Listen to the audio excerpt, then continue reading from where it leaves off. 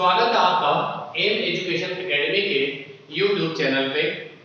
तो प्राचीन इतिहास और मध्यकालीन इतिहास की श्रृंखला को शुरू करते हुए हमने आधुनिक इतिहास का पहला पार्ट अपलोड किया था।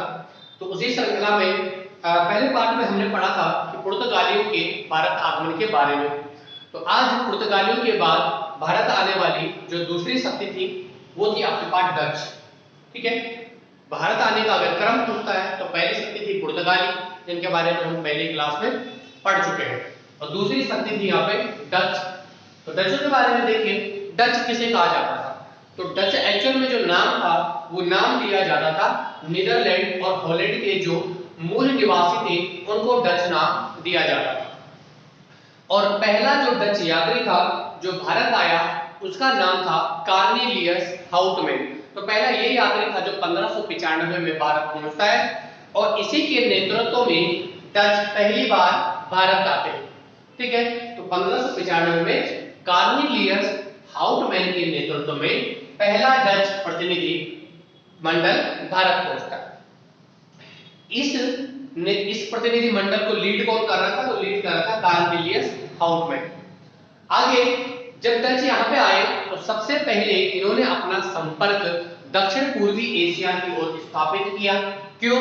क्योंकि दक्षिण पूर्वी एशिया जो इंडोनेशिया आपके पास उसे उस समय मसाले के कारण बहुत ज्यादा प्रसिद्ध था वो, और डच लोग चाहते थे कि मसालों का व्यापार अपने हाथ में आ जाए। तो इसलिए उनके द्वारा सबसे पहले इंडोनेशिया जो जकार्ता है 1619 में उस पर कब्जा कर दिया गया, जिससे कि मसालों का जो पूरा व्यापार था वो डचों के हाथों में आ गया। अब जब मसालों का व्यापार डचों के हाथों में आ गया तो उस समय पर यहाँ पे पुर्तगाली लोग भी मौजूद थे। तो पुर्तगाली और डचों के बीच में आपस में छोटी मोटी कई लड़ाइयां होती रही, और फाइनली डचों ने पुर्तगालियों को हरा दिया, जिससे डचों की श्रेष्ठता साबित हो गई।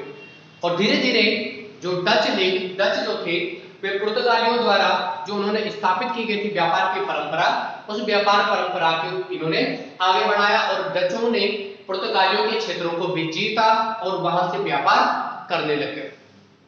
इसके बाद जब इन्होंने इंडोनेशिया और इंडोनेशिया जीत लिया, तो इसके बाद जब इनके हाथों में मसालों का व्यापार आ गया तो इन्होंने अपनी पहली फैक्ट्री जो भारत में खोली वो खोली इन्होंने 1605 में मसूलीपट्टनम में।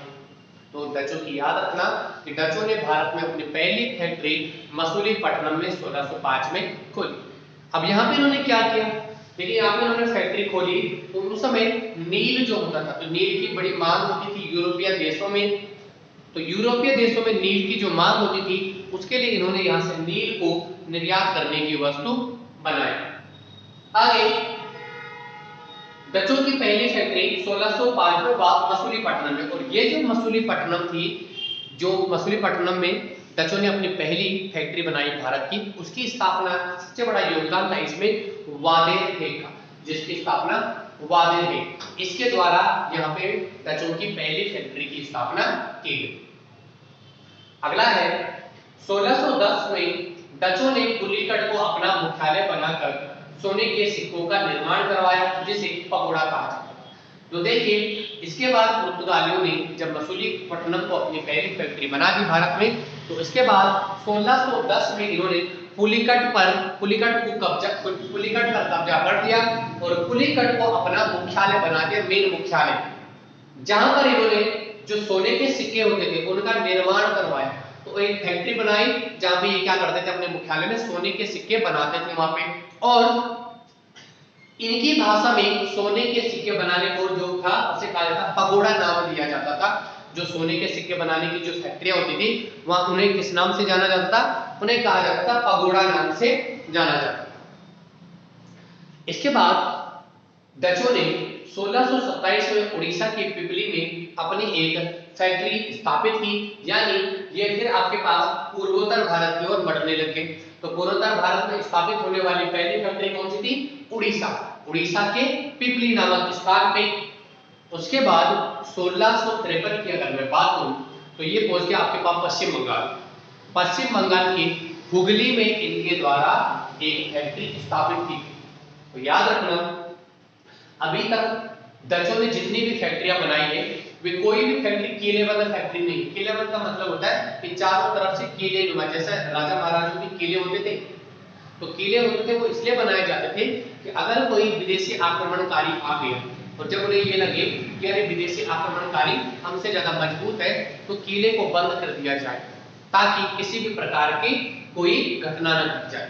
ठीक है, तो 1653 में हुगली में इन्होंने जो फैक्ट्री स्थापित की, वो पूरी की पूरी फैक्ट्री चारों तरफ से किले में परिवर्तित कर दी, यानी बिल्कुल चारों ओर से जो फैक्ट्री थी उसको किले में परिवर्तित करने का मतलब है चारों तरफ से किला बना दिया उसे, ताकि चारों तरफ से उसे घेर लिया आगे। और इस फैक्ट्री को जो इन्होंने चारों ओर से किले के स्वरूप में बनाया था, उसे पुर्तगालियों ने, उसे डच क्या नाम देते थे, उसे ये कहते थे गुस्ताओ फोर्ट। हुगली में जो डचों ने फैक्ट्री बनाई थी किलेबंद फैक्ट्री, उसको डचों ने क्या नाम दिया, उसे नाम दिया गुस्ताओ फोर्ट नाम दिया। आगे डचों ने 1660 में गोलकुंडा, 1663 में कोचीन में फैक्ट्री बनाई। अब 1653 में 1660 में इन्होंने गोलकुंडा यानी आंध्र प्रदेश में भी अपनी फैक्ट्री स्थापित की, तो बाद में 1663 में इन्होंने कोचीन में भी अपनी फैक्ट्री स्थापित की। कहने का मतलब कि जो डच लोग थे वे संपूर्ण भारत में अपनी फैक्ट्रियां स्थापित कर रहे थे। तो जब सभी जगह अपनी फैक्ट्रियां स्थापित कर रहे थे, तो इस टाइम पे अंग्रेज और पुर्तगाली भी थे, तो पुर्तगालियों को तो ये पहले ही हरा चुके थे, लेकिन इसके बाद अंग्रेजों ने इनका विरोध करना शुरू कर दिया। क्यों? क्योंकि जब एक ही जगह पे कई फैक्ट्रियां बन जाएगी और तो वहां पे क्या हो जाएगा, विरोध हो जाएगा, यानी व्यापार करने में विरोध हो जाएगा, क्योंकि पुर्तगाली भी है, डच भी है और अंग्रेज भी है। तो इसी कारण इसी असंतोष को बढ़ते हुए 1759 में बेदरा का युद्ध होता अंग्रेजों और डचों के बीच। तो 1759 में डचों और अंग्रेजों के बीच में युद्ध होता है और इस युद्ध में अंग्रेजी सेना के द्वारा बेदरा के युद्ध में डचों को पराजित किया जाता है। और डचों को जब ये अंतिम रूप से पराजित कर दिया, तो इन्होंने डच जो लोग थे, अंग्रेजों ने इन्हें भारतीय व्यापार से बाहर कर दिया। कहने का मतलब कि अब डच लोग भारत से व्यापार नहीं कर सकते, पूरी तरीके से ये भारत के व्यापार से बाहर हो गए। अब एक बात ध्यान रखना कि डचों ने जब ये भारत में आए थे तो मसालों का तो व्यापार किया ही किया, लेकिन भारतीय कपड़ों का व्यापार किया तथा आधुनिक काल में कपड़ों को निर्यात की वस्तु बनाने वाले डच पहले से थे।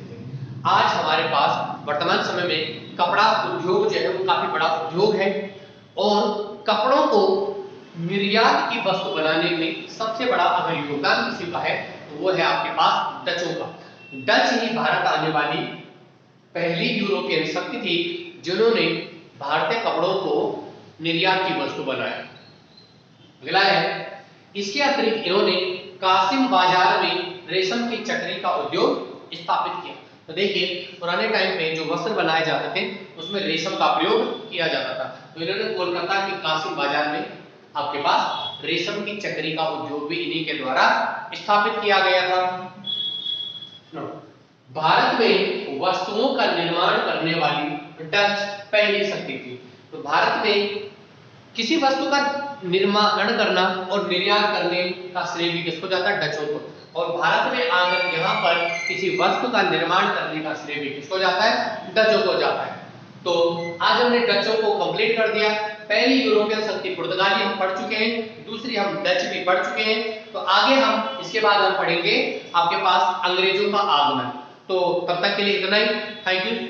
अगर वीडियो पसंद आती है आप लोगों को तो लाइक और सब्सक्राइब करना ना भूलें। Thank you.